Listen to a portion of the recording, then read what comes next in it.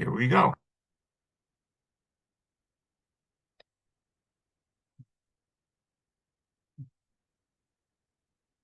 Okay, so part two.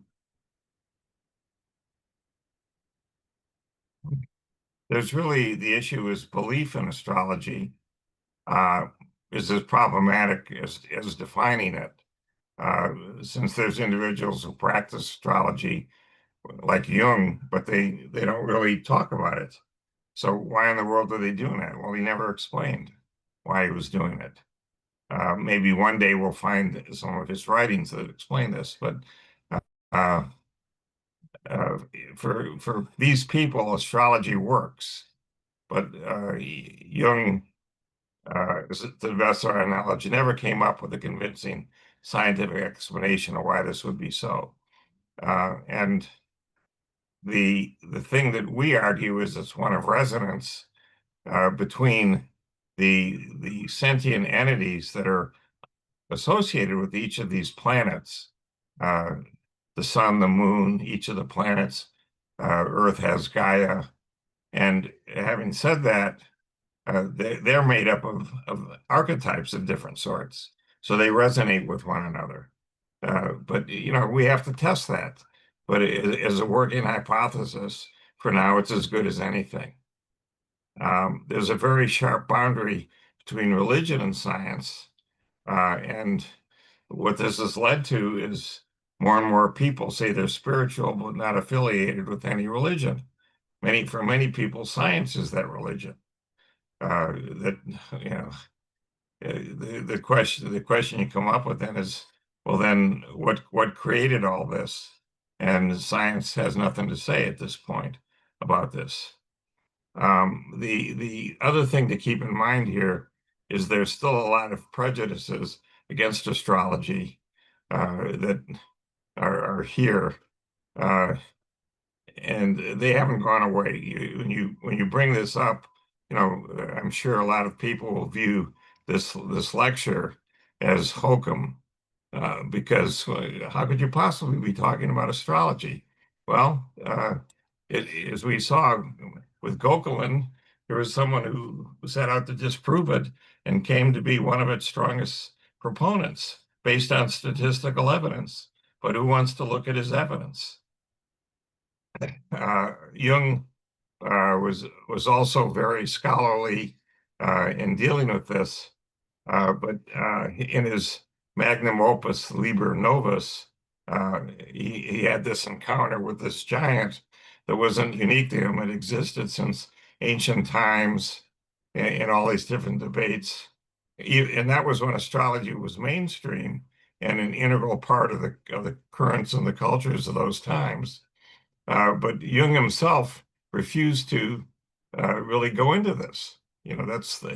We'll have to see if there really is anything buried in his archives. But uh, what do you want to say about this? Well, there's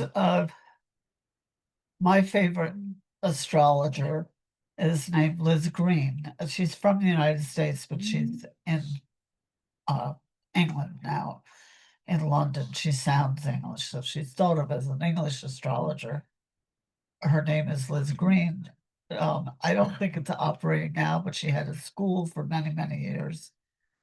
And she's a Jungian analyst, extremely scholarly, as well as being a Jungian astrologer. And she would never do a chart for a patient or a client, and vice versa. She would never do an analysis with an astrology client. But she's being given access by the family, by the Jung family, to more and more of his archives. And she's one who is saying that it seems clear to her that, and obviously she's biased, but it's also because she has enough knowledge um, to know what she's talking about, whereas so many people don't, who are rejecting it. But that it was a big part of the underpinning of his thinking about transpersonal psychology. And so the collective unconscious is a very different thing from the personal unconscious, which is what Freud was talking about. Jung was far more interested in what's universal and collective, but then to her, with her scholarly background and her astrological training and background, she's a wonderful writer. She wrote a wonderful book called The Astrology of Fate that explains a lot of these kind of conundrum questions about fate and free will and patterns, and the patterns inside our minds. They're maybe not completely controlling, but they're influencing our thinking, and so then our thinking is being produced in that lens, the lens that we're trying to evaluate the thing through that we're evaluating. So how do you ever get a clear perspective? But she's convinced that it had an enormous influence on his whole understanding of psychology, particularly transpersonal psychology, is about the collective unconscious. And so it's a lot about myths and this kind of question. It's not so much about your own personal dramas, except in as far as they are examples of the archetypal dramas. So if you look at, for example, Marie-Louise von Franz's work with fairy tales, it's a different level. Because she's studying fairy tales doesn't mean she thinks Little Red Riding Hood was true. She doesn't believe in it literally, but she thinks it was about a rite of passage that the Red Riding Hood, which is for a young woman, is Menses, and that's what the wolf was about, the rapacious male, energy, and the red rider, it's about something different than the everyday thing that people think it's about. And it's just so arrogant to assume that she's an idiot and that Jung was an idiot. And they're just, playing around with these ideas for no reason. And that there's nothing there because you're so sophisticated that you know better. I'm sorry, it's really offensive to me at this point. Um, she's got two books out on specifically this question. What was Jung doing with astrology, and what was astrology doing with Jung? And if you pair this with his work with, um, I just blanked on his name, the physicist, Polly. Pauli, um, they were up to something. He was more brilliant than Einstein, and they spent what was it, 27 years? Yeah, 1930 to 1957. Talking about synchronicity and from all kinds of different perspectives. And Jung said that when synchronicity is strong in your chart, in your life, it's because you're in close contact with an archetype. And what would be the easiest way to see that would be to look at your chart and see what's going on in your chart with any given archetype. That'll give you insight into the encounter that you're having with it. For that time that I was having that influence, or what synchronicity with Pluto on my moon, it was terrible time of my life. I wasn't really, I had to put astrology down. I wasn't really interested in the symbolism, and I was enough already. But it was undeniable. It was absolutely undeniable. And to have any insight at a time like that has got to be helpful. So that's what he was really trying to share with people, that you don't have to just go crazy because you're being driven into the ground with this archetype, but it's a very real experience. It's a very real part of the human experience, is that we do some people have these encounters and they're larger than life. Um, for some people, it takes a very mundane form and it doesn't really, mess with you. But I think his encounter with it did. And some people have more collective unconscious charts than other people. So it's more of a theme. Hmm. My first astrology buddy came from a math background, actually, and he became a, I don't know, some kind of trader on Wall Street. And he was trying to use astrology to look at that. I think it's too complicated. I think they're both too complicated to really match up. But he said to me once, I like reading Liz Green. She's interesting. He said, but it's just too intense. He said, I see you eat it for breakfast. He said, but I just don't have experiences like that. I don't really know people like that. He said, but I know you do. I know it makes sense to you. So at least he had that generosity, of spirit to cut out that space that might be real for other people. But I could see he just didn't have the bandwidth for that. Those notes just didn't resonate in his experience. And I wouldn't hold it against him, but it's not for him to say that it doesn't exist. And he had you know, the wisdom and the maturity to know that. It may not be meaningful for some people, but for other people, it could be life-saving. Sure. Um, Jung was very much apparently influenced by Plato, and Plato didn't go for the zeitgeist, for the uh, current worldview ideas. Plato was very much into data and what in the world could be causing this to happen or that to happen, and that meshed with what Jung uh, felt also. So um, there's a lot of things that could be said here, but the key thing was it was really at the end of the 1800s when there was a social revolution, and in science that led to the notion of quantum mechanics and a creation of a new view of how things behave in the microcosm. But it also led to the creation of what Freud and Jung were dealing with, which was psychology and psychiatry and the ideas that came out of that and how you would explore them. And they if you ask any physicist, they say one of the great unsolved issues in physics is consciousness. How in the world do you explain consciousness? We're all aware of it, but you show me, is there a set of equations that do the job? Not that I'm aware of.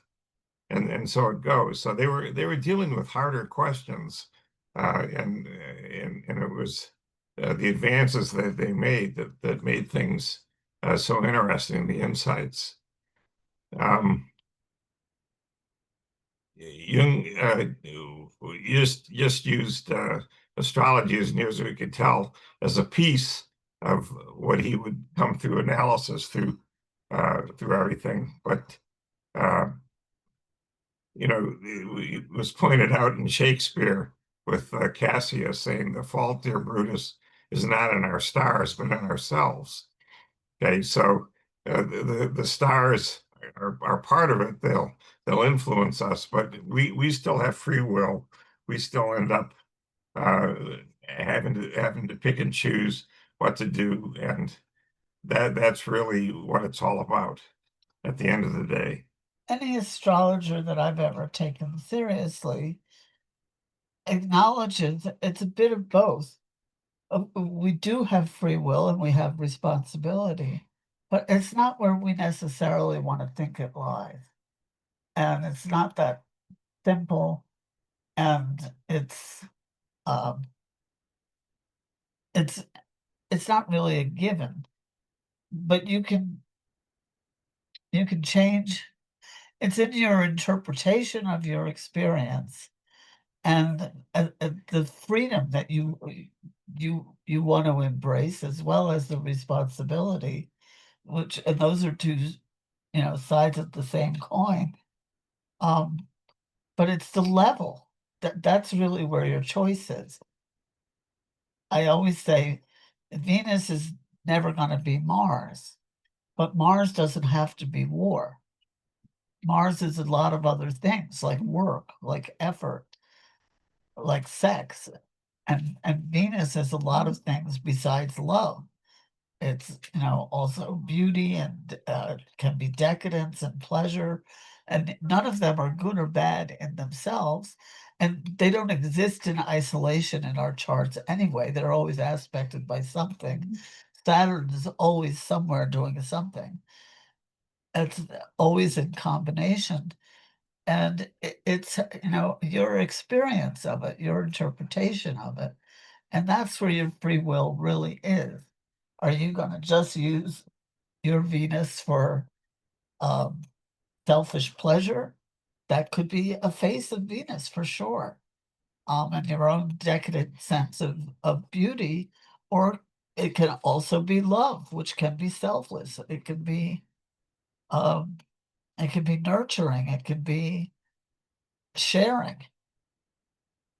So that's where our free will and our responsibilities are, and that shows in the chart, along with the patterns that show the likely experience of it, but not necessarily. And I've had clients come to me who, one woman was a Taurus, sun in Taurus, and had a twin sister.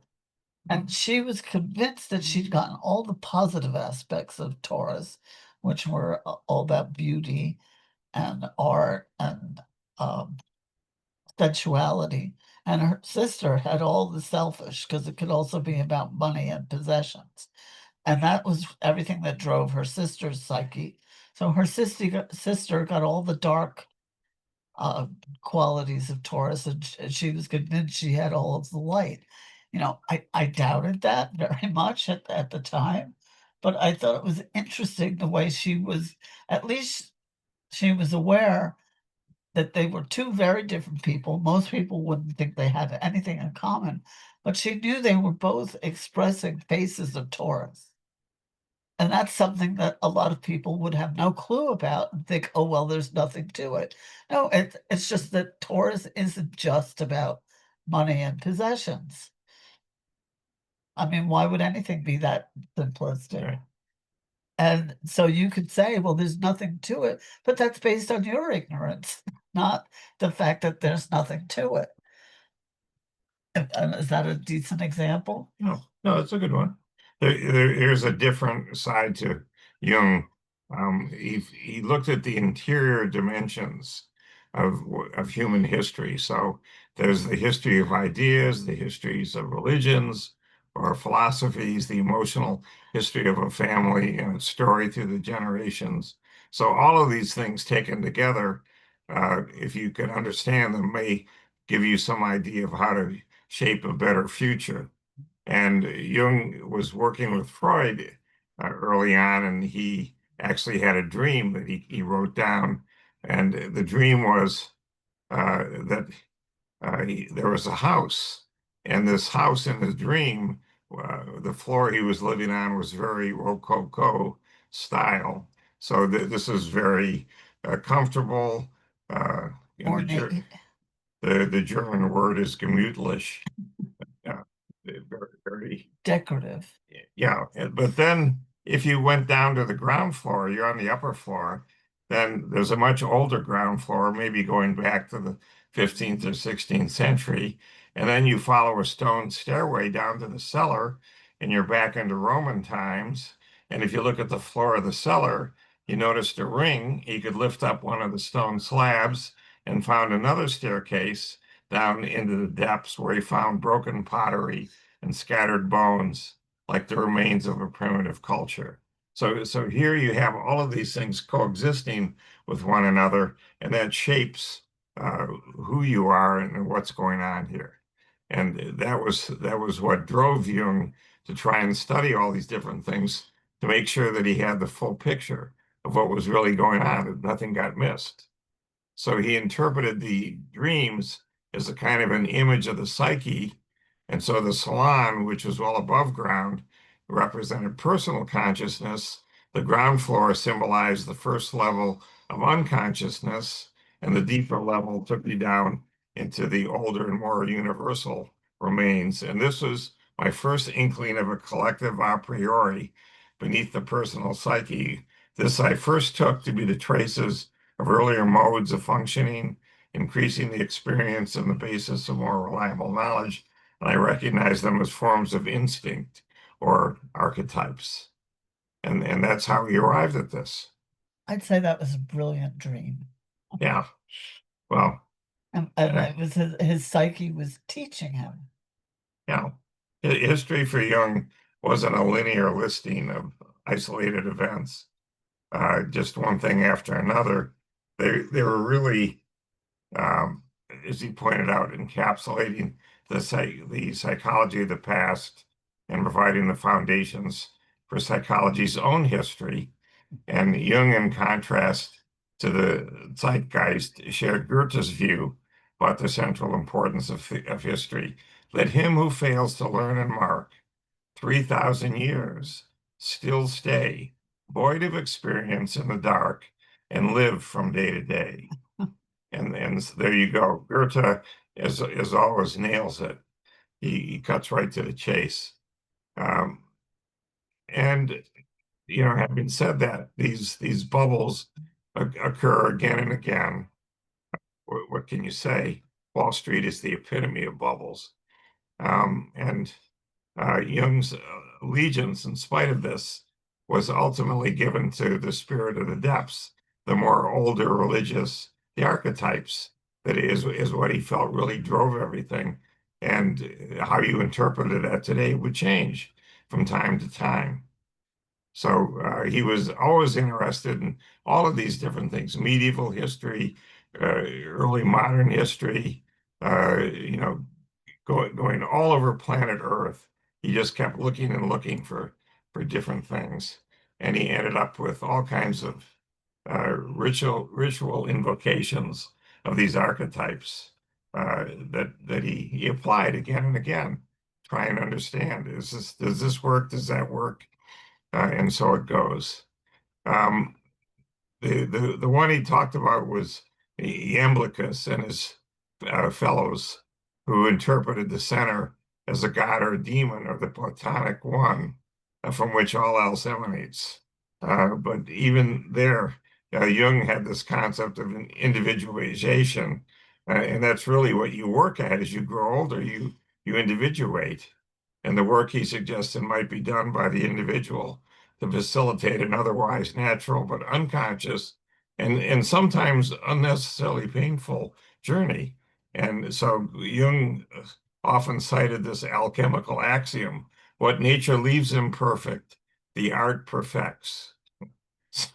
So, nature gave it its best shot, but then art will perfect it, and allowing for his preference for the idea of wholeness rather than the idea of perfection. And perfection is always the enemy of good enough. This is the goal of psychotherapy that he developed and practiced. And Jung understood fate in general, and astral fate in particular, as a paradox. Okay. These things are not fated. You really do have free will, in spite of what some people argue. And Well, so, I think he would say you have free will in terms of how you dealt with it and how you rose to right, the occasion, or you were just crushed by it. right, But that there is a certain amount of free will in your encounter with your fate right. and your experience of it. And it's Eh, not that you can make anything happen. That No, I yeah, think there's less free a kind of new age and psychobabble less free and free misconception. will than you would think, is what Jung would say. Yeah. And so the holy sages put themselves in accord with Tao and its power, and in conformity with this, laid down the order of what is right. But by thinking through the order of the outer world to the end and exploring the law of their nature to the deepest core, they arrived at an understanding of fate. Okay, this is very paradoxical. How you could start off with free will and end up with fate. But so it goes. And the I Ching, is the Eastern mantra that Jung jumped on to run with this. So it's incredibly deep. I think a lot of Westerners dismiss it again as a kind of simplistic fortune-telling gizmo. Nothing could be further from the truth. It's incredibly intricate and incredibly insightful into aspects of nature and science and symbolism apart from what it's specifically saying. right, I don't know right. how else to put that. No. Jung really believed in experience that carried greater weight than intellectual speculation or the methodologies of science. And this was brought to the fore when he was being interviewed on the BBC in 1959. And he said, "Do you believe in God?" And he replied, "Now? Well, it's difficult to answer, I know. I really needn't. I don't need to believe in God. I know that there's God." And the interviewer, of course, was scratching his head going, "Okay, now what do I do?"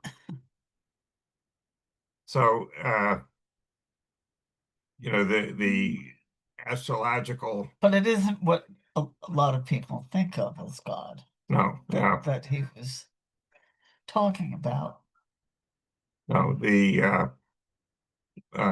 you end up with these possibilities that you can see in these charts, and you end up with choices all along the way. And then the question is, which of these choices do you make? And do they make sense in terms of what it is that you want to do? And a lot of people never even ask, what is it that I want to do? They just blindly keep plugging ahead to do things.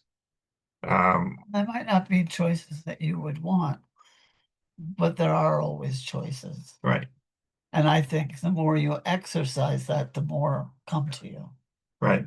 And that's important to keep in mind that astrology really does believe in free will, but it's how you choose that is the key thing, and you get influenced by these archetypes that are out there that you're born with and that you go through life with, and your experience in life also. So now we've got just a short section here on the tarot and everything that you need to know. There's a huge number of things there on the web about tarot. But the key thing about tarot is it's made up of these special cards that showed up in the mid 15th century, and they were involved in playing various games that even today are played.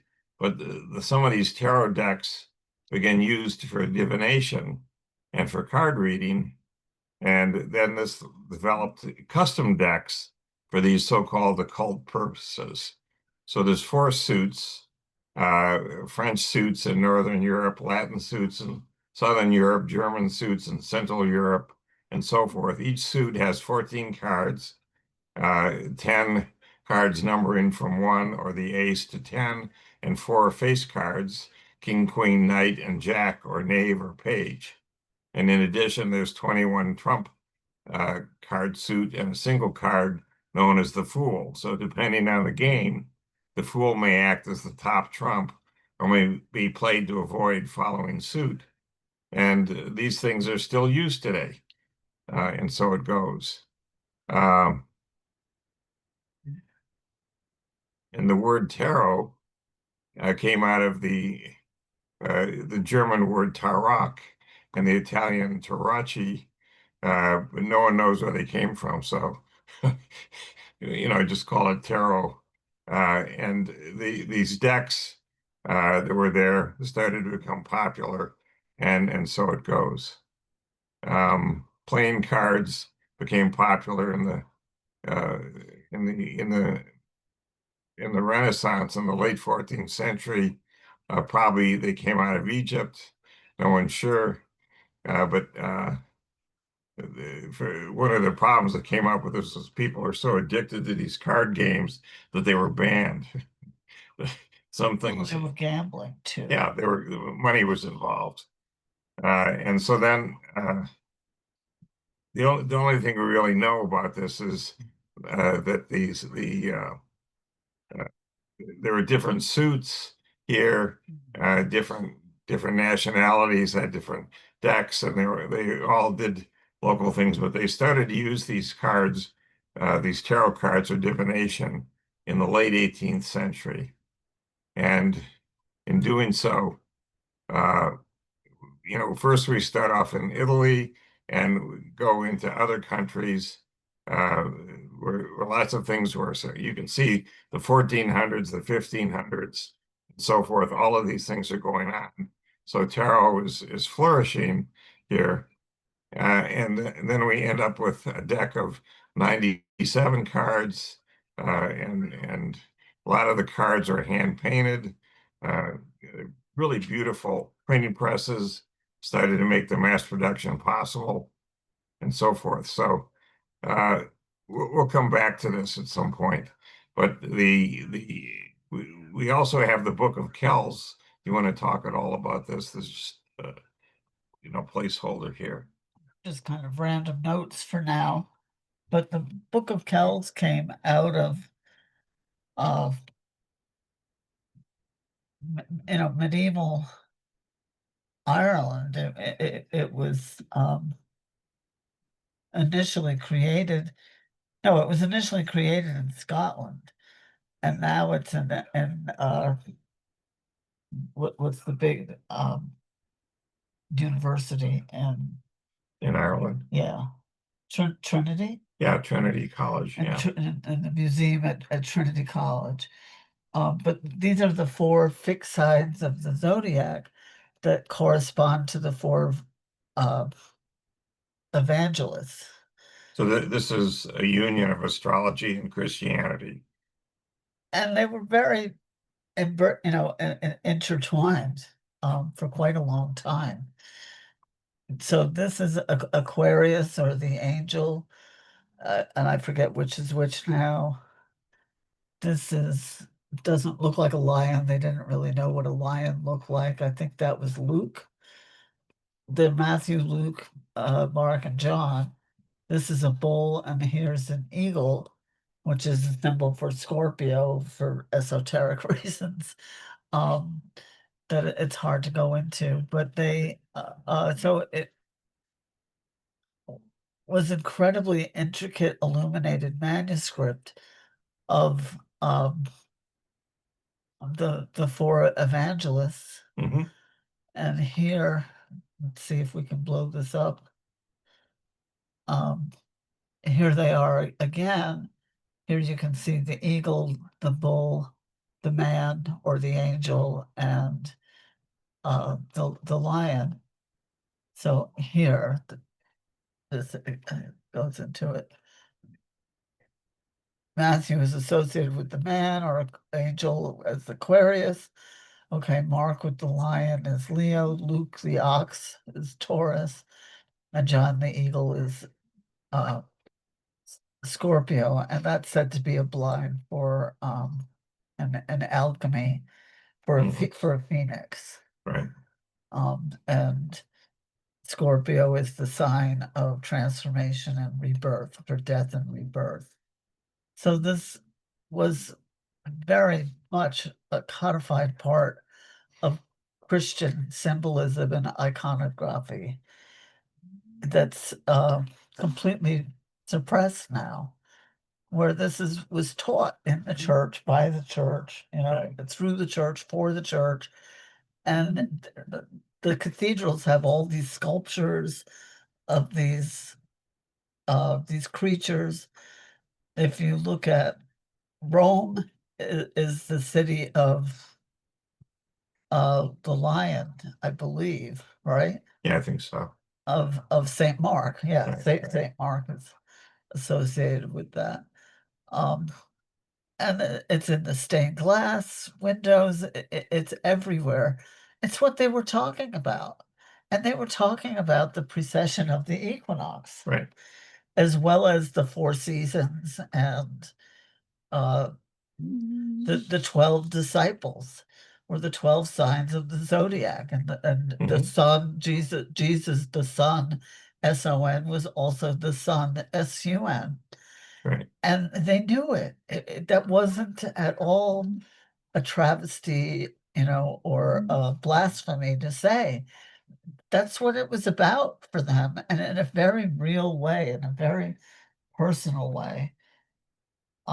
That's what they were experiencing, and that's what the cathedrals were, um, commemorating and celebrating, and that was very much a live part, a living part of religion in that time, was bringing it into the cathedrals. It had been celebrated in nature before that and really part of the goddess traditions, and then it became part of Christianity as they were co-opting and absorbing everything in their path Right.